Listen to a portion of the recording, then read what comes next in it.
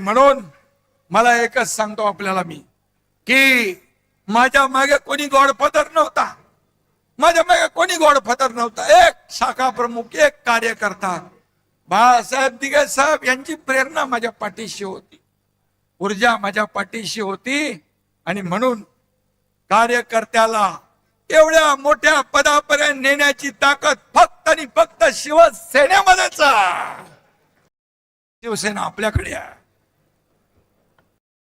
अरे खासदार होऊ शकतो, आमदार होऊ शकतो, मंत्री होऊ शकतो, अगदी मुख्यमंत्री होऊ शकतो. ज्या दिवशी माझ्या समोर बसलेला एखादा कार्यकर्ता कार्यकर्तृत्वाच्या जोरावर इथं येऊन मुख्यमंत्री म्हणून भाषण करेल, तो सगळ्यात आनंदाचा दिवस एकनाथ शिंदे सारखे असेल. ही शिवसेना आहे, ही शिवसेना आहे. शिवसेना, शिवसैनिक हाच खरा आपला पाठीचा कणा आहे. हे गटप्रमुख हे SIR मध्ये यादीवर काम करतायत, हे BLA बघताय, ही खरी ताकद आहे आपली. घटक प्रमुख शिवसैनिक ही आपली ताकद आहे. बाळासाहेब म्हणायचे, शिवसैनिक हेच मोठं पद आहे, त्याला कोणी हलवू शकत नाही. आणि म्हणून मी नेत्यांना देखील सांगतो, पक्ष म्हणजे आमदार नाही, पक्ष म्हणजे खासदार नाही, पक्ष म्हणजे मुख्यमंत्री नाही, पक्ष म्हणजे उपमुख्यमंत्री नाही, पक्ष म्हणजे शिवसैनिक, फक्त शिवसैनिक. त्याच्या जोरावर आपण मंत्री होतो, खासदार होतो, आमदार होतो. आणि म्हणून त्याला जपलं पाहिजे, त्याला वाढवलं पाहिजे. निवडणुकीमध्ये कार्यकर्ता आवडता असतो, तो आवडताच राहिला पाहिजे, तो नावडता होता कामा नये निवडणुकीनंतर. हे आपण कधी कधी पाहतो, कारण शेवटी निवडणूक आली की कार्यकर्त्यांचे लाड आपण करतो. निवडणूक लाड कर होता कामा नये, हे होता कामा नये. कारण हेच कार्यकर्ते आपल्याला उभारी देत असतात, हेच आपला प्रचार करत असतात, हेच आपलं मार्केटिंग ब्रँडिंग करत असतात.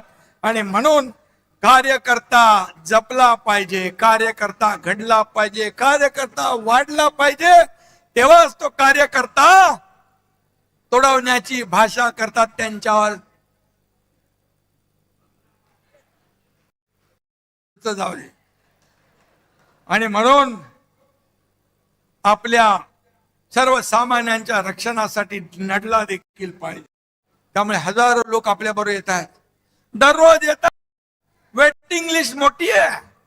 काय येत आहे, मैं तो अकेला ही चला था, लोग आते चले गए, कारवा बदला गया.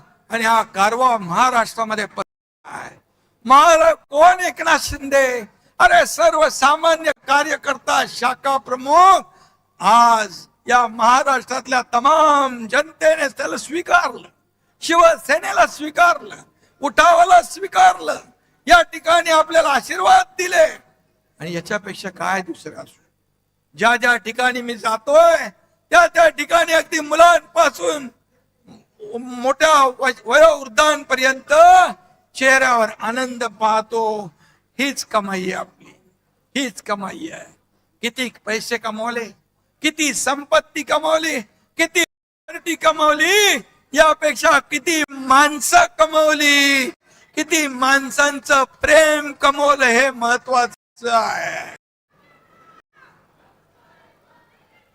आणि म्हणून ते काय सांगतात, ज्याला जायचं त्यांनी खुशाल जावा. त्यांच्या अहंकाराचा फुगा रोज फुगतोय. अरे बाबा, जावा जावा म्हणून सगळेच जाऊ लागलेत. का जाऊ लागलेत, त्याचं आत्मपरीक्षण करा, आत्मचिंतन करा. तुम्हाला शोलेतल्या आसराणीचा डायलॉग आठवतो ना, आधे इधर आओ, आधे इधर जा, बाकी मेरे पीछे आओ. पीछे कौन हो, कोई नहीं है. त्यांच्याकडे फक्त काटे आणि चमचे शिल्लक आहे. कसं वाढणार पक्ष. तुम्हारे पाँव के नीचे कोई जमीन नहीं, तुम्हारे पाँव के नीचे कोई जमीन नहीं. कमाल ये है कि फिर भी तुम्हें यकीन नहीं.